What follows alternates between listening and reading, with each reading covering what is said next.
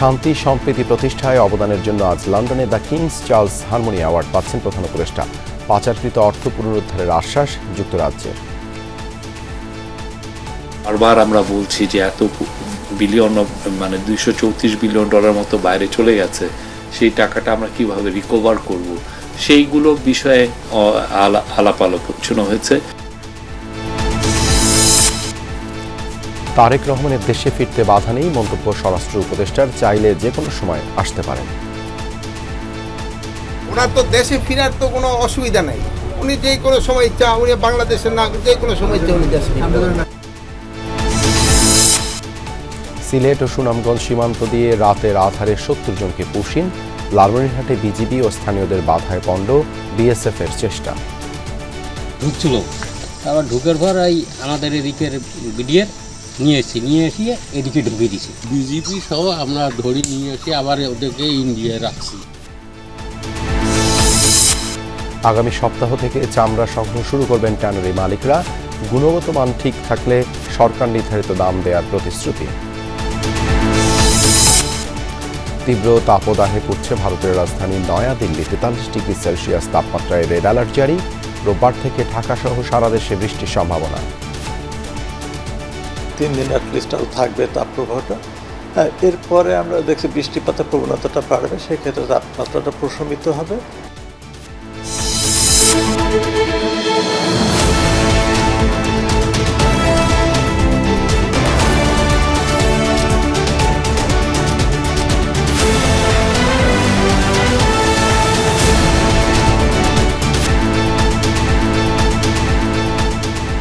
দেখছিলেন শিরোনামগুলো। এছাড়াও দেশ বিদেশের আরও খবর নিয়ে দুপুরে বাংলাদেশে আপনাদের সাথে আছি আমি দেবাশিস রঞ্জন সরকার।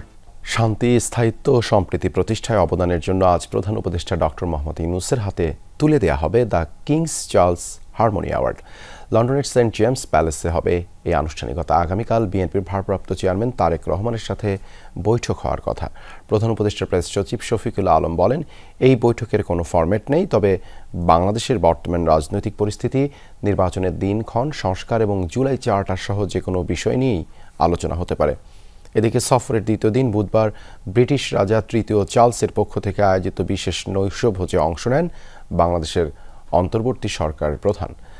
দ্য কিংস ফাউন্ডেশনের 35 বছর পূর্তি উপলক্ষে ছিল নৈশভোজের আয়োজন। এর আগে চ্যাথাম হাউস আয়োজিত সংলাপে প্রধান উপদেষ্টা জানান, 17 বছর পর দেশের ইতিহাসে একটি সুন্দর নির্বাচন অনুষ্ঠিত হবে।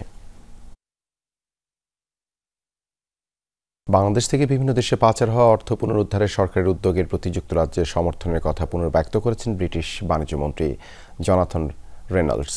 তিনি বুধবার ব্রিটিশ পার্লামেন্টে প্রধান উপদেষ্টা অধ্যাপক মোহাম্মদ ইউনূসের সাথে সাক্ষাৎ করেন। এ সময় উভয় দেশের দ্বিপাক্ষিক বাণিজ্যিক সম্পর্ক উন্নয়ন ও বিনিয়োগ বিষয়ে আলোচনা হয়েছে। অধ্যাপক ইউনূস অর্থনৈতিক পুনরুদ্ধারে অন্তর্বর্তীকালীন সরকারের প্রচেষ্টার কথা তুলে ধরেন। ব্যাংক খাত সংস্কার, বৈদেশিক মুদ্রার রিজার্ভ স্থিতিশীল রাখা এবং সামগ্রিক অর্থনৈতিক স্থিতিশীলতা রক্ষার বিষয়ে উঠে আসে আলোচনায়। বৈঠকে জাতীয় নিরাপত্তা উপদেষ্টা ডক্টর খলিলুর রহমান, প্রধান উপদেষ্টার বিশেষ দূত লুৎফে সিদ্দিকী এবং এসডিজি বিষয়ক সিনিয়র সচিব লামিয়া মোর্শেদ উপস্থিত ছিলেন। লুৎফে সিদ্দিকী যুক্তরাজ্য ও বাংলাদেশের মধ্যে দ্বিপাক্ষিক মুক্ত বাণিজ্য চুক্তি এফটিএ চালুর প্রস্তাব দেন। জানান, ঢাকা ইতিমধ্যেই জাপান সহ কয়েকটি দেশের সাথে এফটিএ আলোচনা শুরু করেছে।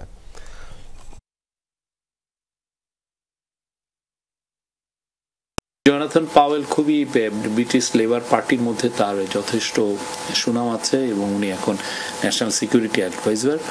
তার সাথে মূলত মানে আমাদের রোহিঙ্গা ক্রাইসিস একটা বড় ইস্যু, সেটা নিয়ে আলাপ হয়েছে। ব্রিটিশ ইনভেস্টরদেরকে কিভাবে আরো উদ্বুদ্ধ করা যায়, তারপরে আমরা কিভাবে ডিজিটালাইজেশন কাজগুলো কিভাবে এগিয়ে নিতে পারি, ওদের সাথে আমাদের কি কোথায় কোথায় কোঅপারেশন আরো এনহান্স করা যায়।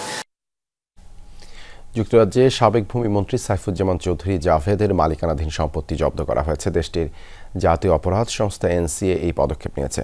আন্তর্জাতিক গণমাধ্যম আল জাজিরার অনুসন্ধানী দল আই ইউনিট এই তথ্য নিশ্চিত করেছে। বলা হয়েছে, বাংলাদেশ সরকার সাইফুজ্জামান চৌধুরীর মালিকানাধীন সম্পদ জব্দের ব্যাপারে যুক্তরাজ্যের জাতীয় অপরাধ সংস্থাকে অনুরোধ জানিয়েছিল। তারই পরিপ্রেক্ষিতে এনসিএ এই সম্পদ জব্দ করেছে। এদিকে সাবেক এই ভূমিমন্ত্রীর বিরুদ্ধে অর্থ পাচারের অভিযোগে তদন্ত করছে দুর্নীতি দমন কমিশন দুদক। তাদের আবেদনের পরিপ্রেক্ষিতে এরই মধ্যে সাইফুজ্জামান ও স্বজনদের 102,85,00,000 টাকার শেয়ার এবং 46,56,00,000 টাকা মূল্যের 957 বিঘা জমি বাজেয়াপ্ত করার নির্দেশ দিয়েছেন আদালত। গেল বছর দ্য মিস্টার্স মিলিয়ন্স নামে সম্প্রচারিত হয় আল জাজিরার অনুসন্ধানী তথ্যচিত্র। সেখানে বলা হয় সাবেক ভূমিমন্ত্রী যুক্তরাজ্যে 350টির বেশি সম্পত্তির মালিক।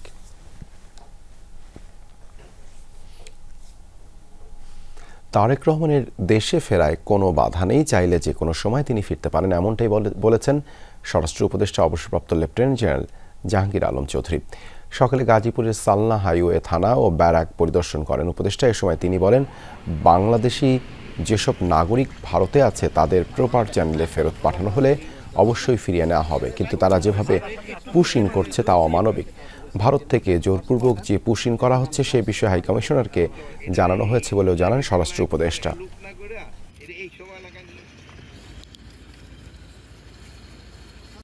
ওনার তো দেশে ফেরার তো কোনো অসুবিধা নেই, উনি যে কোনো সময় ইচ্ছা, উনি বাংলাদেশের নাগরিক, যে কোনো সময় ইচ্ছা উনি দেশে। আমাদের বাংলাদেশি নাগরিক যদি ওই অগদেশে থাকে আমরা অবশ্যই নিব, কিন্তু তারা একটা প্রপার চ্যানেলে আসতে হবে। নিয়ম হলো প্রপার চ্যানেলে। ওনারা করে নাকি এটা ফলো না করে এই জঙ্গলে রাস্তা দেখি জায়গায় না ওই সব জায়গায় গিয়ে করে, এটা একটু অমানবিক। সিলেট ও সুনামগঞ্জ সীমান্ত দিয়ে 70 জনকে পুশ-ইন করেছে ভারতীয় সীমান্তরক্ষী বাহিনী বিএসএফ।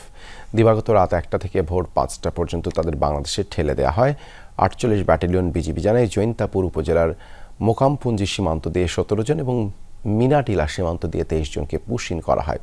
এছাড়া জেলার কোম্পানিগঞ্জ উপজেলার কালাইরাগ সীমান্ত দিয়ে 13 জন এবং সুনামগঞ্জের ছাতকের নোয়াকোট সীমান্ত দিয়ে 17 জনকে পুশ-ইন করে বিএসএফ। পরে তাদের আটক করে জিজ্ঞাসাবাদের জন্য নিয়ে যায় বিজিবি।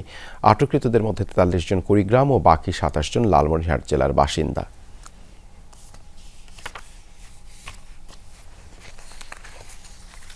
লালমনিরহাট সীমান্ত দিয়ে 12 জনকে পুশ-ইনের চেষ্টা করে ব্যর্থ হয়েছে বিএসএফ। বিজিবি জানায় ভোরে জেলার হাতিমান্দা উপজেলার দোলাপাড়ার বড় মসজিদ সীমান্ত দিয়ে নারী ও শিশুসহ 5 জন এবং পাটগ্রাম উপজেলার ঝালাঙ্গি সীমান্ত দিয়ে 7 জনকে পুশ-ইনের চেষ্টা করে বিএসএফ। এর সময় বিজিবি ও স্থানীয়রা তাতে বাধা দেয়। পরে তাদের ভারতীয় সীমান্তে ফিরিয়ে নেয় বিএসএফ। এ ঘটনার পর বিএসএফকে পতাকা বৈঠকের আহ্বান জানিয়েছে 61টি বিজিবি ব্যাটালিয়ন।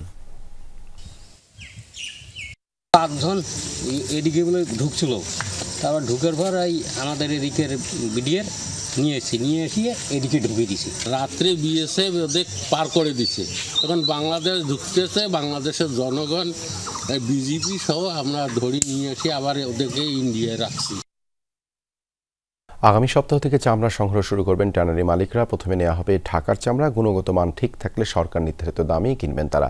তাই চামড়া কিনে আড়তদারদের ক্ষতিগ্রস্ত হওয়ার আশঙ্কা নেই বলে আশ্বস্ত করেছেন ট্যানারি মালিকরা। কোরবানির পশুর চামড়া সংগ্রহ করে তা সংরক্ষণে লবণ লাগানোর কাজ শেষ করেছেন আড়ত মালিকরা।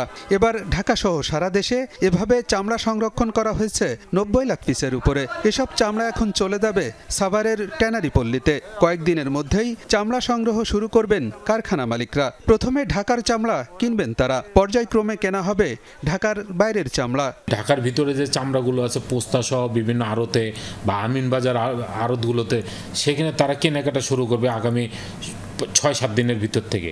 তো আমি মনে করি যে এইখানে যেহেতু আপনার একটা লম্বা ছুটি আছে, সেই কারণে আপনার এই প্রক্রিয়াটা একটু ডিলে হবে। একটা চামড়া যদি লবণ লাগানো হয় তার থেকে 3 থেকে 4 দিন তাকে সময় দিতে হয় পানিগুলি সরে যেতে। তো সেই ক্ষেত্রে আমরা ঢাকা শহরের চামড়াগুলি প্রথমে সংগ্রহ করব। আমরা আশা করতেছি যে আগামী শনি রোববার থেকে হয়তো বা আমাদের লোকজন, আমাদের প্রতিনিধিরা বিভিন্ন হাটঘাটে যাওয়া শুরু করবে এবং তখন চামড়াগুলি সংগ্রহ করে আমাদের ট্যানারি স্টেটে নিয়ে আসবে। পশুর চামড়ার সর্বনিম্ন দাম নির্ধারণ করে দিয়েছে সরকার। ঢাকায় গরুর চামড়ার সর্বনিম্ন দাম 1350 টাকা, আর ঢাকার বাইরে 1150 টাকা নির্ধারণ করা হয়েছে। তবে ট্যানারি শিল্প মালিকরা বলছেন পিস হিসেবে নয়, ফুট হিসাব করে চামড়া কিনবেন তারা। গুণগত মান ঠিক থাকলে সরকার নির্ধারিত দামই পাবেন আড়ত মালিকরা। পিস হিসেবে চামড়া কিনবো না, আমরা ফুট মেজারমেন্ট করে স্কোয়ার ফিট হিসেবে যে 60 টাকা থেকে 65 টাকা ঢাকার চামড়া, ঢাকার বাড়ির চামড়া 50 থেকে 55 টাকা, সেটার ভিতরে লবণযুক্ত চামড়া আমরা কিন্তু কিনবো।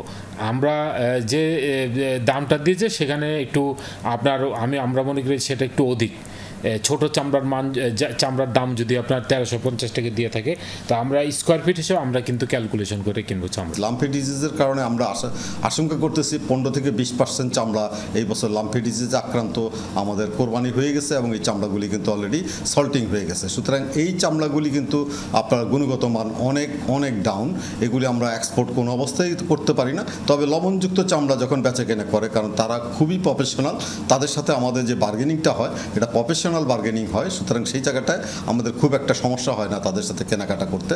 আমরা আশা করতেছি সরকার নির্ধারিত দামেই আমরা চামড়াগুলি সংগ্রহ করতে পারবো। দাম নিয়ে দর কষাকষি হলেও চামড়া কিনে আড়ত মালিকরা ক্ষতিগ্রস্ত হবে না বলেও জানিয়েছেন ট্যানারি শিল্প মালিকরা। আলমগীর হোসেন, যমুনা নিউজ, ঢাকা। চট্টগ্রামে এক যুগে বন্ধ হয়েছে 21টি ট্যানারি, সীমাবদ্ধতা নিয়ে টিকে আছে কেবল একটি। ট্যানারি শিল্পের এই দুর্দিনের বলি হচ্ছেন কাঁচা চামড়ার আড়তদাররা। বহুমুখী সংকটে তাদের অস্তিত্বও হুমকির মুখে। একে তো ন্যায্য মূল্য পাচ্ছেন না, তার উপর 4 বছরে পাওনা জমেছে 12 কোটি টাকা। এক সময় চট্টগ্রামে 22টি ট্যানারি থাকলেও একে একে সব বন্ধ হতে হতে টিকে আছে কেবলই একটি।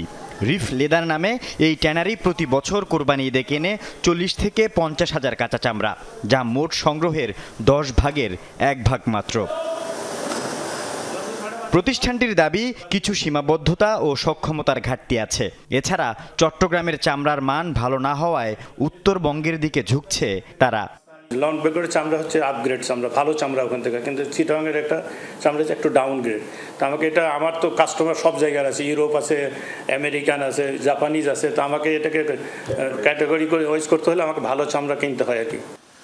অথচ এই বছর চট্টগ্রামে সংগৃহীত কাঁচা চামড়ার পরিমাণ প্রায় 4,07,000। রিফ লেদারের না কেনা বাকি সব চামড়া বিক্রির জন্য একমাত্র ভরসা ঢাকার ট্যানারিগুলো। বিকল্প নেই জেনে সুযোগ নেয় তারা। প্রতি বছর লোকসান গুনতে হয় চট্টগ্রামের আড়তদারদের। আমাদের সাথে এখনও ট্যানারি মালিকেরা কোনো যোগাযোগ করে না, কোনো খবরও নেয় নাই, এবং সরকারের নির্ধারিত যেই দাম দিচ্ছে ওই দামে কিনবো কিনে এই পর্যন্ত আমাদেরকে এখনো জানায় নাই। 4,000 মতো মাল করা করছি, আজও ঢাকা ট্যানারি এখন পর্যন্ত আমাদের খোঁজ খবর নেয় নাই। যদি আরও 10টা ট্যানারি চট্টগ্রাম থাকতো তাহলে 40,000 আমরা কিন্তু আমরা সবাই ঢাকার উপর আর নিবে। সরকার নির্ধারিত দামে চামড়া কেনে না ট্যানারিগুলো, তার উপর পুরো টাকাও দেয় না। গত 4 বছরে চট্টগ্রামের আড়তদারদের পাওনা জমেছে 12 কোটি টাকা। যেমন ট্যানারি মালিকরা এক্সপোর্ট করে একটা আপনার এলসির মাধ্যমে, তো ঢাকা টু চট্টগ্রাম একটা যদি লোকাল এলসি হয়ে যায় বা একটা চেকের মাধ্যমে যদি আমরা চামড়াগুলো বিক্রি করি, তাহলে ট্যানারি মালিকগুলো আমাদের সাথে এই আচরণগুলো করতে পারে না। আল আমিন শিকদার, যমুনা নিউজ, চট্টগ্রাম। দর্শক, সংবাদের শুরুতেই জানাচ্ছিলাম পুশিনের খবর। সিলেটের বিভিন্ন সীমান্ত দিয়ে 53 জনকে পুশিন করেছে বিএসএফ। খবর পেয়ে তাদের আটক করে জিজ্ঞাসাবাদের জন্য নিয়ে যায় বিজিবি। এ বিষয়ে আরও জানাতে যুক্ত হচ্ছেন সহকর্মী নাবিল হোসেন। নাবিল, আটককৃতদের ভারতের কোন স্থান থেকে এনে বাংলাদেশে ঠেলে দেয় বিএসএফ, এ বিষয়ে আর কি জানা গেল? দেখুন দেবাশিস, আমরা এই মুহূর্তে আছি সিলেটের জৈন্তাপুর থানায়।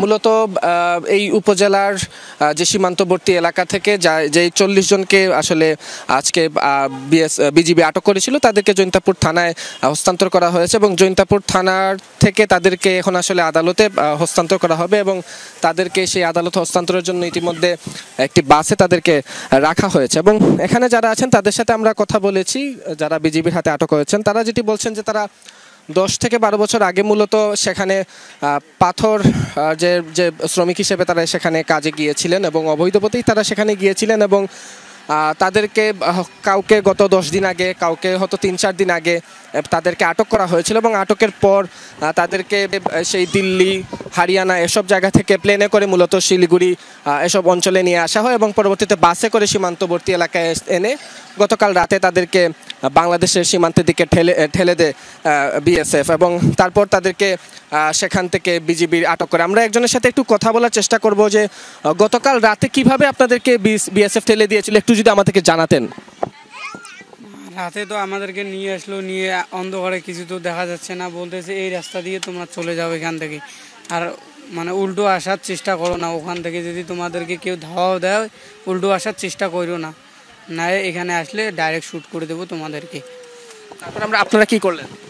তারপরে আমরা চিন্তা ভাবনা করলাম অন্য দেশ ওরা যে আমাদেরকে থাকতে না দেয় কোনো সমস্যা নেই, আমাদের দেশ আমরা চলে যাব, আমাদের দেশে আমাদের সব কিছু আছে, ডকুমেন্ট আছে, আমাদের ফ্যামিলি আছে, সব কিছু আছে, ওখানে যেয়ে আমরা কাজ করব, ওখানেই আমরা খাবো, এটাই আর কি। নিশ্চয়ই দেখতে পাচ্ছেন যে এই বাসে নারী পুরুষ শিশু 40 জনের একটা আসলে এখানে তাদেরকে এই বাসে করে তাদেরকে আদালতে নিয়ে যাওয়া হবে এবং সেখান থেকে পরবর্তী আইনি কার্যক্রম হবে। তবে এখানে যাদের উপস্থিতি রয়েছে, যাদের আদালতে পাঠানোর জন্য আসলে প্রস্তুত করা হয়েছে, তারা বলছেন যে তারা আসলে স্বাভাবিক জীবনে ফেরত চান। তাদের অবৈধ পথে ভারতে গিয়েছেন, সেটি তাদের জীবিকার তাগিদেই মূলত গিয়েছেন, তবে তারা স্বাভাবিক জীবনে ফিরতে চান, সেই কথাগুলোই তারা মূলত বলছেন। এছাড়া আসলে এই 40 জনের বাইরে সিলেট এবং সুনামগঞ্জ সীমান্ত দিয়ে আরও 30 জনকে গতকাল রাত আজকে ভোরে বিএসএফ পুশিং করেছে, তাদেরকেও আসলে এই আইনি প্রক্রিয়ায় আদালতে তোলার প্রক্রিয়া চলছে। দেবাশিস, ধন্যবাদ নাবিল যুক্ত হবার জন্য। ধীরে ধীরে রাজধানীতে আসতে শুরু করেছেন কর্মজীবী মানুষ। যাত্রাপথের ঝক্কি কমাতে অনেকেই দুদিন হাতে রেখেই ঢাকায় প্রবেশ করেছেন। ছিল না অতিরিক্ত ভাড়া কিংবা যানজটের বিষয়ে তেমন কোনো অভিযোগ, তবে ঈদের ষষ্ঠ দিনেও রেলপথ ছিল ঘরমুখ মানুষের চাপ। ঈদের আগেই রাজধানীর অধিকাংশ মানুষ নগর ছেড়ে বাড়ির পথে পা বাড়ান, এমনটি ধারণা থাকলেও টানা ছুটির কারণে এবার এই সংস্কৃতির কিছুটা পরিবর্তন হয়েছে চলতি বছর। ভোর থেকেই কমলাপুর রেল স্টেশনে ছিল ঘরমুখ মানুষের চাপ। কেউ ব্যবসায়িক কারণে বাড়ি যেতে পারেননি, কেউ বা শ্বশুর বাড়িতে ঈদ করেছেন, এবার যাচ্ছেন নিজ বাড়িতে। বড় ভাইয়ের বাসা আবার পূর্ব গোরান, তো ওখান থেকে সকালবেলা আসছি, বাড়ি চলে যাবো আর কি, বেড়ানো শেষ। ঈদে বাসায় যাই নাই, এখানে ঈদ করছি, এই জন্য বাসায় যাইতেছি আর কি। ঈদ ঢাকাতেই করি, ঈদের শেষে দেখা যায় যখন নানু নানা বেঁচে ছিল তখন যাওয়া হতো, এখন অতটা যাওয়া হয় না, কিন্তু এখন কাজের সুবাদে যেতে হচ্ছে। ঘরমুখ মানুষের চাপের পাশাপাশি ফিরতি যাত্রার চাপও ছিল রেল স্টেশনে। চট্টগ্রাম, সিলেট কিংবা রংপুর থেকে ছেড়ে আসা ট্রেনগুলোতে যাত্রীর চাপ ছিল লক্ষ্য করার মতো। শিডিউল বিপর্যয় না থাকার পাশাপাশি টিকিট কালোবাজারি না হওয়ায় ট্রেন যাত্রীদের জন্য ঈদ যাত্রা ছিল সুখকর।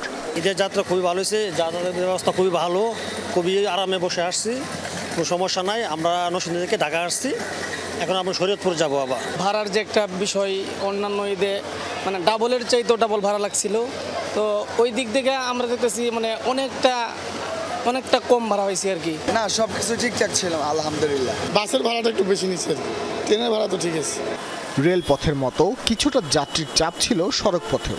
চট্টগ্রাম, কুমিল্লা ও নোয়াখালী রুটের বাসগুলো যাত্রী বোঝাই অবস্থায় সকাল থেকেই ঢাকায় আসতে শুরু করে। যানজট না থাকায় স্বস্তিতেই রাজধানীতে ফিরতে পেরেছেন বলে জানান বাস যাত্রীরা।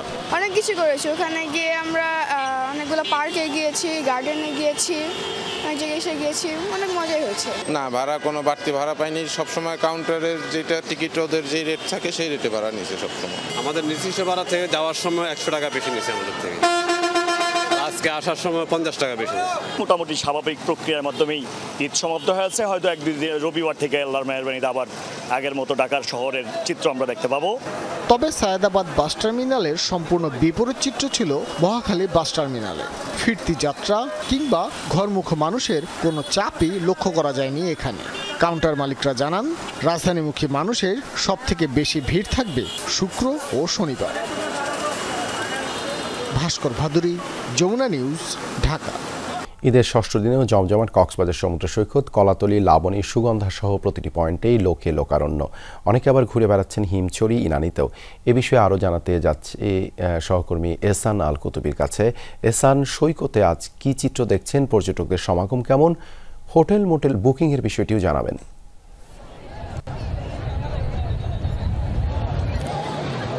দেবাশিস, একটা দুঃসংবাদ, সেটা হচ্ছে আমরা শুরু থেকেই আশঙ্কা করছিলাম কক্সবাজারে যে পরিমাণ পর্যটক আসছে, আবার দুর্ঘটনার যে আশঙ্কা সেটিও কিন্তু সত্য হচ্ছে। আমরা ইতিমধ্যে 3 জনের মৃত্যু হয়েছে এবং আজকে একটু আগে 5 মিনিট আগেও একজনকে সিসিএফ লাইফগার্ডের সদস্যরা উদ্ধার করে কক্সবাজার সদর হাসপাতালে নিয়ে যাচ্ছে এবং এর আগে 11টার দিকে আরও একজনকে নিয়ে গেছে। তাদের আসলে শেষ পর্যন্ত অবস্থা হয় জানি না, কারণ হচ্ছে এখানে যারা এখানে প্রচুর পর্যটক আসছে। আমরা আজকে 4 দিন 5 দিন 6 দিন থেকেই বলে আসছি, কিন্তু যে পরিমাণ পর্যটক আসছে, পর্যটকরা ও সচেতন পুরোপুরি, অনেকেই সচেতন আবার অনেকেই সচেতন না। আবার এখানে যে সিসিএফ লাইফগার্ড বা অন্যান্য যে স্টেক হোল্ডার, এখানে স্টুডেন্ট পুলিশ বলেন বা বিচকর্মী বলেন, তারাও কিন্তু মাইকিং করছে, সতর্ক করছে এবং কন্টিনিউ তারা সেটি করে যাচ্ছে। আবার এর বাইরেও কিছু কিছু এখানে গুপ্ত খাল তৈরি হয়েছে, যে এই খালে পড়ে অনেক পর্যটক কিন্তু ভেসে যাচ্ছেন বা পানিতে ডুবে যাচ্ছেন। তাদেরকে উদ্ধার করার পরে তারা হয়তো বাঁচবে কিনা সেটা এখন যে 2 জনকে নিয়ে গেছে সেটা আসলে শেষ পর্যন্ত আমরা পরে জানাবো।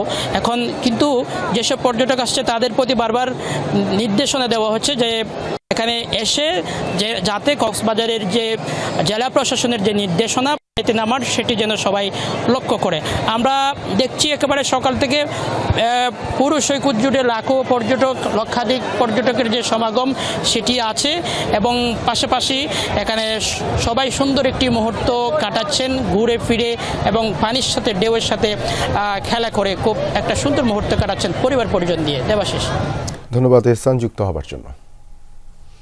ঈদের লম্বা ছুটিতে পর্যটকের ঢল নেমেছে দেশের অন্যতম জনপ্রিয় পর্যটন স্পট টাঙ্গুয়ার হাওরে। খালি নেই কোনো হাউসবোট, তবে নিয়মনীতি না মেনে পর্যটকদের অবাধ বিচরণে নষ্ট হচ্ছে হাওরের জীববৈচিত্র্য। নিষিদ্ধ থাকলেও জেনারেটর দিয়ে সাউন্ড বক্স, মাইকে বাজানো হচ্ছে উচ্চ শব্দের গান। পর্যটকদের ফেলে দেয়া প্লাস্টিক ভাসছে হাওরের বুকে। দেশের অন্যতম সুন্দর, বড় ও জীববৈচিত্র্যে সমৃদ্ধ দ্বিতীয় রামসার সাইট সুনামগঞ্জের টাঙ্গুয়ার হাওর।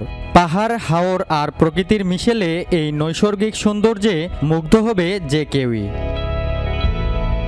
বরাবরের মতো এবারও ঈদের ছুটিতে পর্যটকদের ঢল নেমেছে টাঙ্গুয়ার হাওরে। আগামী 1 সপ্তাহে ফাঁকা নেই কোনো হাউসবোট। ভ্রমণ পিপাসুরা পরিবার পরিজন, বন্ধুবান্ধব নিয়ে মেতেছেন জলকেলিতে। অথচ যেই নির্মল পরিবেশ উপভোগে এসেছেন হাওরে, তা কি আদৌ মিলছে? যে পরিবেশটা আমরা চেয়েছিলাম আসলে সেই পরিবেশটা আমরা পাইতেছি না। আমরা আসছি সুদূর নরসিংদী থেকে, শহরের কোলাহল যানজট থেকে প্রাকৃতিক সৌন্দর্যকে কাছ থেকে দেখার জন্য, কিন্তু এখানে আসার পর মনে হচ্ছে এটা শহরের কোনো মাছ বাজার। নৌকার বিশাল বহরে সাউন্ড বক্স এবং মাইক দিয়ে উচ্চ শব্দে বাজানো হচ্ছে গান, সেই সাথে চলছে অশালীন ভঙ্গির নৃত্য।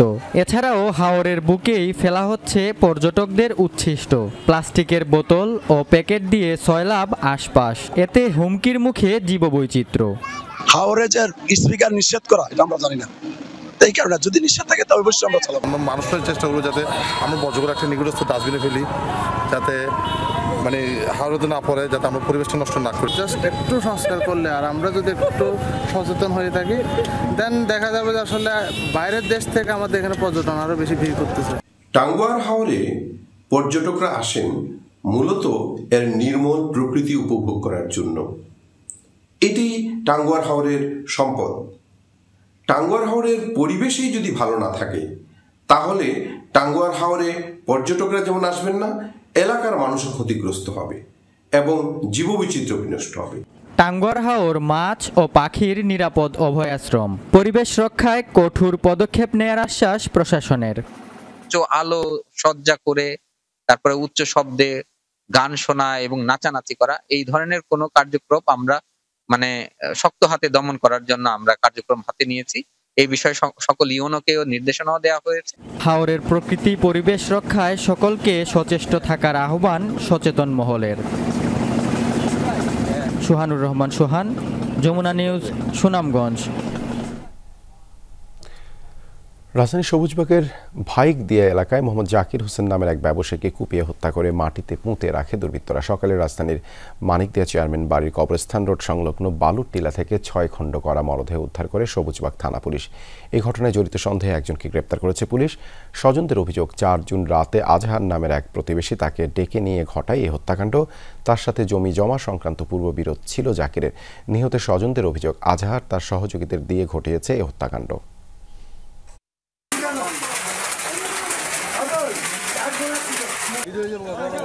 আমরা সারাদিন ওয়েট করলাম, সারা রাত ওয়েট করলাম, পুলিশ দেখলাম 6 দিন হয়ে গেছে। পুলিশে আজহারের ফোন চালু, পুলিশে ধরে না। প্রশাসন আমাদের টাকা খেয়া শুক্কুরে ছাইড়া দিছে, শুক্কুরে মিছা কথা কইছে, শুক্কুরে ছাইড়া দিছে।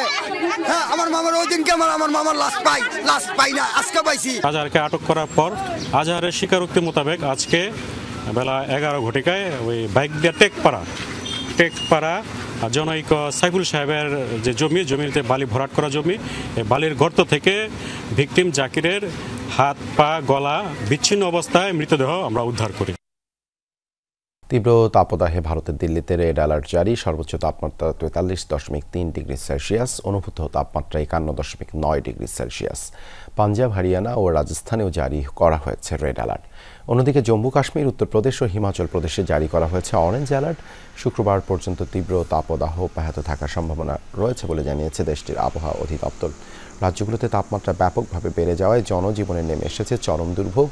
গরমজনিত অসুস্থতার ঘটনা বাড়তে থাকায় স্বাস্থ্য সতর্কতাও জারি করেছে কর্তৃপক্ষ। তবে আশা করা হচ্ছে শনিবার থেকে কিছুটা উন্নতি হতে পারে পরিস্থিতির। আবহাওয়া অধিদপ্তর জানিয়েছে আকাশ আংশিক মেঘলা হতে পারে সেদিন, সম্ভাবনা রয়েছে হালকা বৃষ্টিরও।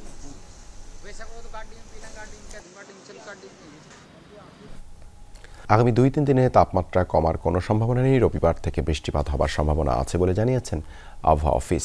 তখন তাপমাত্রাও কমে আসবে। সকালে এক ব্রিফিংয়ে কথা জানিয়েছেন আবহাওয়াবিদ খন্দকার হাফিজুর রহমান। রাজধানীতে গত 24 ঘন্টায় সর্বোচ্চ তাপমাত্রা 35 ডিগ্রি রেকর্ড করা হয়েছে। গত 24 ঘন্টায় সর্বোচ্চ তাপমাত্রা ছিল 37 ডিগ্রি। রাজশাহী, রংপুর, পাবনা এবং নীলফামারীতে এই তাপমাত্রা রেকর্ড করা হয়। আবহাওয়াবিদ বলছেন, বর্ষায় বাতাসে জলীয় বাষ্পের পরিমাণ বেশি, তাই ভ্যাপসা গরম বেশি অনুভূত হচ্ছে। তবে এই ভ্যাপসা গরমকে সাধারণ হিসেবেই দেখছে আবহাওয়া অধিদপ্তর। আগামী 3 দিন অ্যাটলিস্ট থাকবে তাপপ্রবাহটা। এরপরে আমরা দেখছি বৃষ্টিপাতের প্রবণতাটা বাড়বে, সেক্ষেত্রে তাপমাত্রাটা প্রশমিত হবে, মূলত জলীয় বাষ্প আধিক্যের কারণে। যে এবার যেটা হচ্ছে এটা স্বাভাবিক, অস্বাভাবিক কিছু না। কিন্তু আবহাওয়ার আরও খবরাখবর জানাতে পাবনা থেকে যুক্ত হচ্ছেন সহকর্মী কলিট তালুকদার। কলিট, আজ গরম কেমন অনুভূত হচ্ছে বিস্তারিত জানাবেন। দেবাশিস, গরমের কথা যদি বলি, গরমে মানুষের সাধারণ মানুষের অবস্থা একদম কায়দায় পড়েছে। বিশেষ করে শ্রমজীবী মানুষ যারা রাস্তায় কাজ করে, দিনমজুর, তারা কিন্তু খুবই কষ্টের মধ্যে রয়েছে। তারা কাজে না গেলে তাদের দিন চালানো মুশকিল, যে কারণেই তারা কিন্তু কাজে বের হয়েছে এবং তারা কাজ করছে, কিছু সময় পরপর কিন্তু বিশ্রাম নিচ্ছে। যদি বলি আসলে গরম, ভাবসা গরম থাকলেও পাবনাতে কিন্তু বাতাস রয়েছে, মাঝে মাঝে শীতল বাতাস আসছে। সেই শীতল বাতাসে মাঝে সাথে গাও জুড়িয়ে নিচ্ছে। আমার সঙ্গে কথা হয়েছে আবহাওয়া অফিস, পাবনার ঈশ্বরদীর যে আবহাওয়া অফিস রয়েছেন সেই আবহাওয়া অফিসের ভারপ্রাপ্ত কর্মকর্তা হেলাল উদ্দিনের সঙ্গে। তিনি বলেছেন যে গতকালকে দুপুর 3টায় তাপমাত্রা মাপা হয়ে থাকে, সর্বোচ্চ তাপমাত্রা। আজকে দুপুর 3টায় যে তাপমাত্রা মাপা হবে, তিনি আশা করছে যে গতকালকে যে তাপমাত্রা ছিল তার থেকে বাড়বে না, এমনটি আশা করছে। তবে আগামী কয়েকদিনে বৃষ্টিপাতের সম্ভাবনা নেই। আগামী রবিবার থেকে তাপমাত্রা কমে বৃষ্টির সম্ভাবনা রয়েছে। ডাক্তারদের সঙ্গে, চিকিৎসকের সঙ্গে আমি কথা বলেছি। চিকিৎসকরা যেটা বলছে, এই গরমে পর্যাপ্ত পানি জাতীয় খাবার পরামর্শ দিচ্ছেন। বিশেষ করে যারা দিনমজুর রয়েছেন, যারা রাস্তায় কাজ করে, তাদের পর্যাপ্ত পরিমাণে পানি এবং পানি জাতীয় খাবার পরামর্শ দিচ্ছেন, যাতে শরীরটা পানি জাতীয় খাবার খেয়ে শীতল থাকে। এবং শ্রমজীবী মানুষ যেটা বলছে যে তারা আসলে শুধু শ্রমজীবী মানুষ নয়, যাদের শুধু কাজের তাগিদে কিন্তু বেরোচ্ছে, তাছাড়া কিন্তু কেউ ঘরের বাইরে বের হচ্ছে না। দেবাশিস, ধন্যবাদ কলিট যুক্ত হবার জন্য। টেস্ট চ্যাম্পিয়নশিপের ফাইনাল তো অনেক বড় স্বপ্ন। র্যাঙ্কিংয়ে 4 কিংবা 5-এর মধ্যে আসতে পারলেও ভালো হবে। শ্রীলঙ্কা সফরের আগে এভাবে নিজের লক্ষ্যের কথা জানালেন টেস্ট অধিনায়ক নাজমুল হোসেন শান্ত। লম্বা সময়ের জন্য অধিনায়কত্ব দিলে পরিকল্পনা করা সহজ হয় বলেও মত দেন তিনি। নতুনভাবে আরও 1 বছরের জন্য দায়িত্ব দেওয়ার শান্ত কৃতজ্ঞতা প্রকাশ করেন বিসিবির প্রতি। ছোটভাবে যদি আমরা আগাইতে পারি তাহলে খুব ভালো, কারণ আপনি যদি দেখেন আমরা যখন শুরু করেছিলাম এর আগের সার্কেলে আমরা 1টা ম্যাচ জিতেছিলাম, গত সার্কেলে আমরা 4টা ম্যাচ জিতেছি। সো আমাদের একটু ইমপ্রুভ হয়েছে। সো টার্গেট থাকবে যে এই সার্কেলে কিভাবে আরো 2-3টা ম্যাচ বেশি জিততে পারি। সো যদি আমরা এভাবে ছোট ছোট চিন্তা করে আগাতে পারি, কেননা একটা সময় হয়তো বাংলাদেশ টিম একদিন ফাইনাল খেলবে। বাট আমি মনে করি যে এই জায়গায় যেই ক্যাপ্টেন থাকবে, আমার মনে হয় তাকে যদি লম্বা সময় দেওয়া হয়, একটা ওয়ার্ল্ড কাপ চিন্তা করে বা একটা টেস্ট চ্যাম্পিয়নশিপের সার্কেল চিন্তা করে এভাবে যদি করা হয় তাহলে প্ল্যান করাটা খুবই সহজ। আমার জন্য আমার সাথে বোর্ডের যতটুকু কনভারসেশন হয়েছে আমি খুশি। রোববার থেকে শুরু হচ্ছে ফিফা ক্লাব বিশ্বকাপ মহারণ। এতদিন নিয়ম রক্ষার হলেও এবার বড় পরিসরে এই টুর্নামেন্ট আয়োজন করতে যাচ্ছে ফিফা। যুক্তরাষ্ট্রের 11 শহরের 12 ভেন্যুতে অনুষ্ঠিত হবে এই আসর। টুর্নামেন্টের মোট পুরস্কার $100 কোটি। This is the FIFA Club World Cup. দুধের স্বাদ ঘোলে মেটানো প্রবাদটা নিশ্চয়ই শুনেছেন। 4 বছর পর পর ফিফা বিশ্বকাপের জন্য অধীর আগ্রহে বসে থাকা ফুটবল প্রেমীদের তেমনই এক সুযোগ দিচ্ছে ফিফা।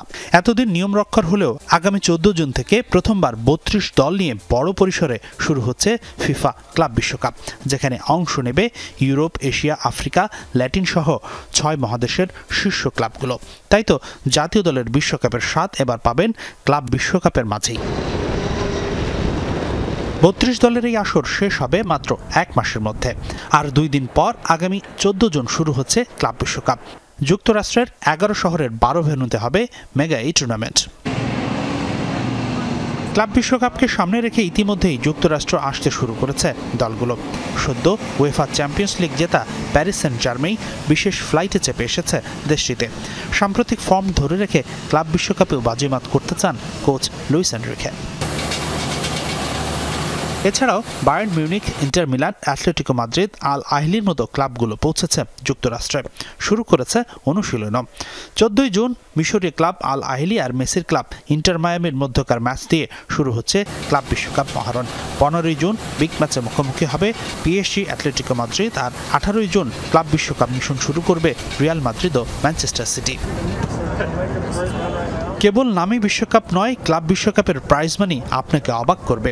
আসরে মোট $100 কোটি পুরস্কার দেওয়া হবে। বাংলাদেশি মুদ্রায় যা প্রায় 12,157 কোটি 26 লাখ টাকা। ইউরোপের শীর্ষ কোনো ক্লাব ট্রফি জিতলে পেতে পারে সর্বোচ্চ $12 কোটি 50 লাখ।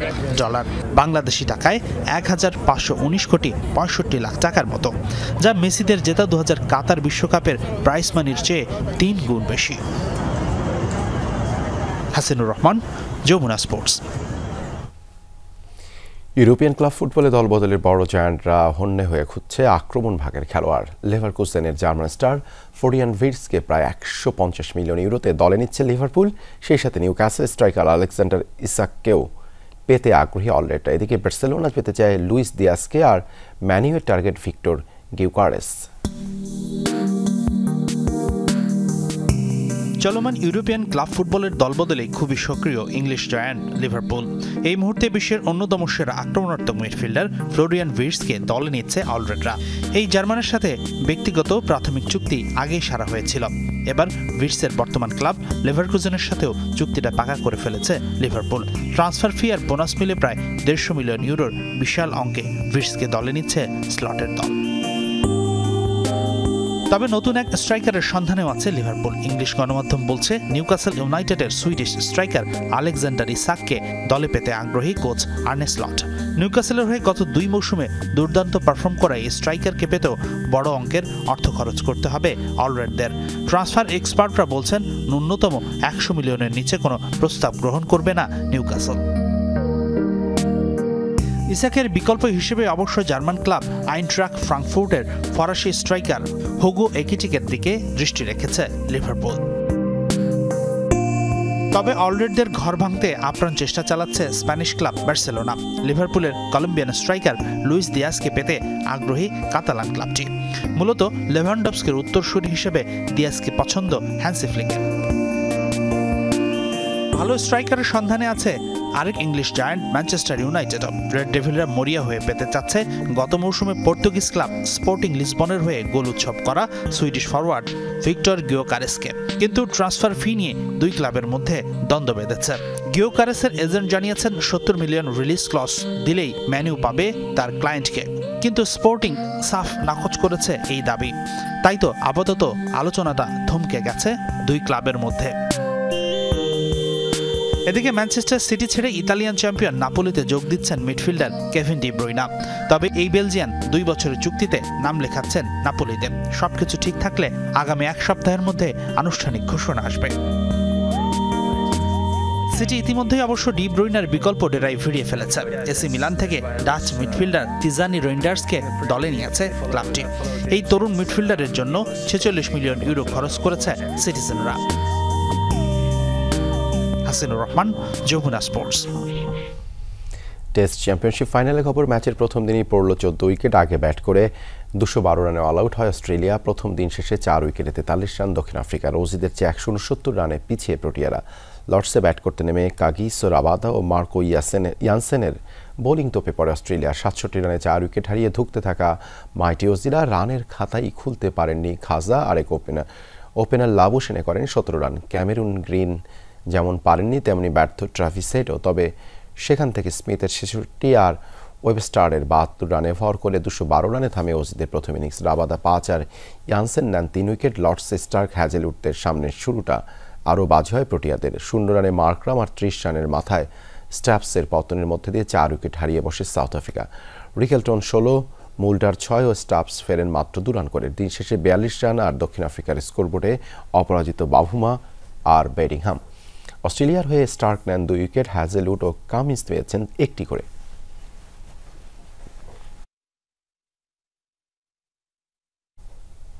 দুপুরে বাংলাদেশের প্রথম ঘন্টা থেকে বিদায় নিচ্ছি। পরের ঘন্টার খবর নিয়ে ফিরবেন সহকর্মী ইশরাত জাহান। সাথে থাকুন।